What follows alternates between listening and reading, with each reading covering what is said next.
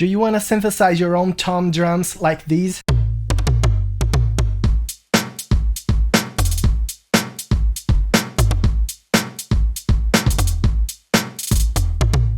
Maybe you want to have unique drum samples that are tuned to match your songs, or you're making a sample pack. So in this video, I'll show you how to create your tom drums no matter which synthesizer you have. I'll use Ableton Live's Wavetable synth for this tutorial, but you can achieve similar results with pretty much any synth like Serum or whatever comes with your DAW. I'm also going to show you the effects I used to process them and tell you why I did it. In this case, I used an equalizer, a saturation effect, and a transient shaper. All these effects are optional. It was just a matter of getting the tom drums to sound more like my personal taste. And once you get to the end of this video, you'll be able to do the same thing. Alright, let's begin synthesizing. First, load Oscillator 1 with a sine wave or a triangle wave or something in between like I did here. As you can see, I'm kind of blending sine and triangle wave. The main frequency of a tom drum is usually between 80 and 100 Hz, so something like this. Of course, this is just a basic wave. This is the foundation of the tom sound. So let's start shaping that. Drum sounds are mostly transients.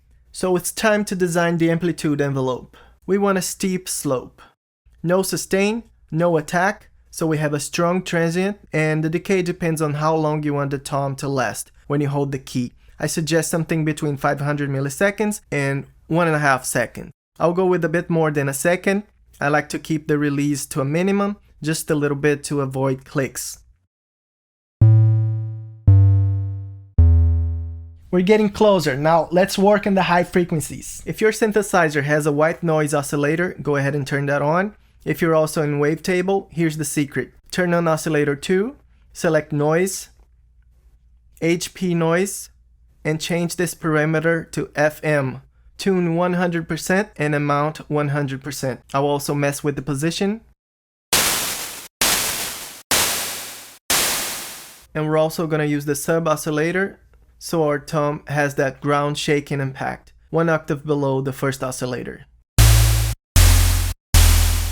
We need to filter some frequencies out though. We don't need all these frequencies. So I'll close it down to 191 Hz with a low pass filter, with a considerable amount of resonance, 45%.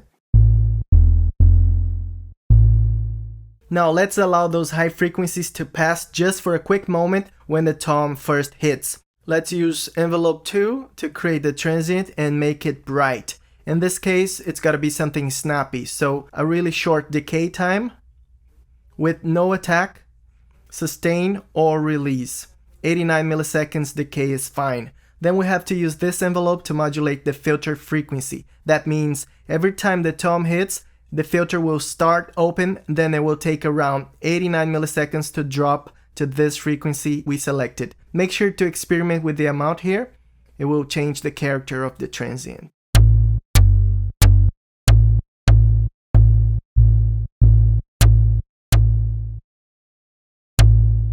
I'll also go ahead and use the same envelope to modulate the gain and the noise oscillator to make sure it fades out real quick. That will make the transient more defined. That's not necessary. If you skip this step, it will still sound like a tom, but for my taste, it sounds better this way.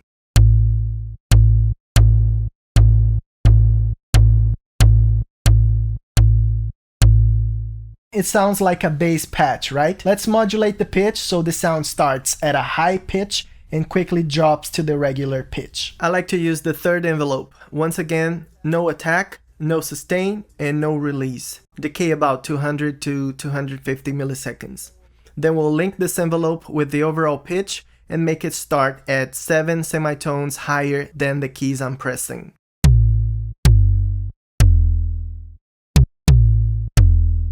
Now it sounds like a tom drum. From this point on, it's just fine-tuning to make it less unnatural and robotic. Before we do that, can you write down in the comments below what you'd like to learn next? If I know how to help, I'll record a video about it. Alright, these are the tweaks I like to do. I like to make sure the noise oscillator reacts to the velocity more than the oscillator 1 does. And this is useful to emphasize the transient on harder hits. Whenever a real drummer hits the toms harder, it doesn't just get louder, but we also hear more of those high frequencies. So velocity will affect the gain in oscillator 1 by 70%, while affecting the gain in oscillator 2 by 100%. It will also affect the overall gain by 50%, and that includes the sub-oscillator.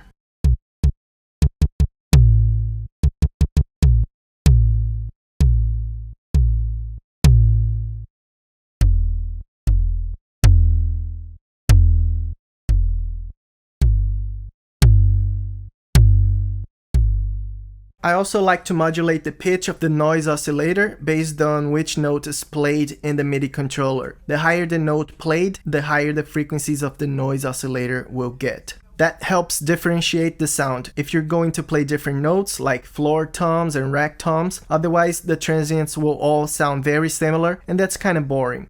So I'll use the note parameter to modulate the pitch in oscillator 2 by a small factor.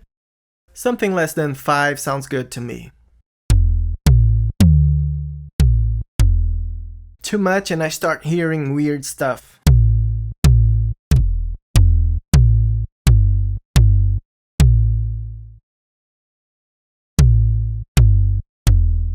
For the same purpose, I also use this note parameter to modulate the filter frequency. So the resonance of my filter will more or less follow the notes being played. That helps a lot with the separation of different tom types.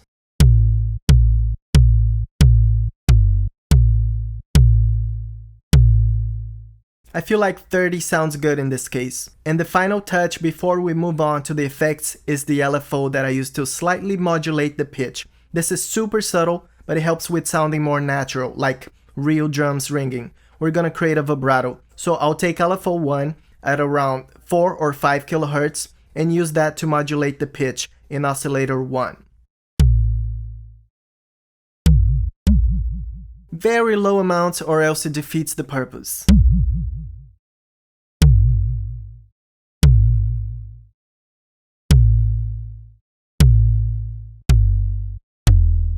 Alright, synthesizing the tom sound is only the beginning. We're done with that step. Now it's time to add effects to shape the sound however you want. So I recommend you mess around with an equalizer, a distortion or saturation plugin, and a transient shaper if you have that available. Here's what I did in this example. I got my stock equalizer and I boosted the mid-range by a lot and also boosted the highs. Boosting the highs will make sure the tom cuts through the mix. Now the mid-range boost will help our synthetic tom sound closer to what a real tom does. Even though these mid-range frequencies are kind of ugly, they are present in real toms, but not so much in this synthetic version we just made.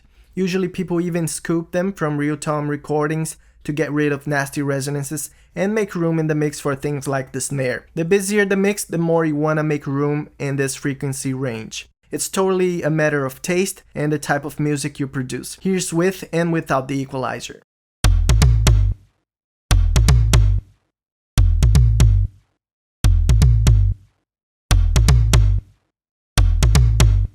Now, a much better solution for the mid-range is to use a multiband transient shaper, like the one in Isotope Neutron.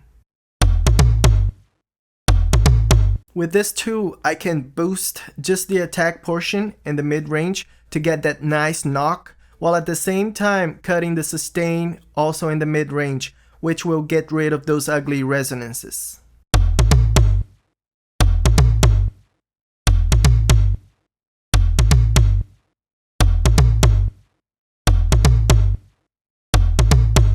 And the other effect I always use to synthesize toms is some kind of distortion.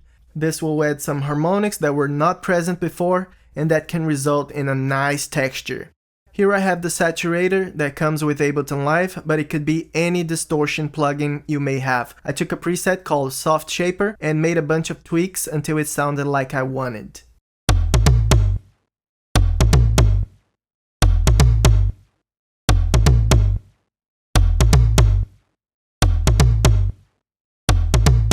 By just tweaking these effects, you can come up with hundreds of different tom sounds matching whatever song you're working on. The distortion by itself can totally reshape any tom sample. Let me know in the comments below what kind of effects you're experimenting with, anything you've used to enhance your tom drums. The last thing I did was an automation to pan different notes to different parts of the stereo field so that it sounded more like different toms being played. Then I added some reverb along with the snare. If you wanted to take this one step further, you could export or resample these different notes, put them in different tracks and tweak the effects differently on each track to create even more separation and distinction between each tom for a bit more realism. So different saturation, different equalization. Now it's time to get really creative. Here's the final product in context.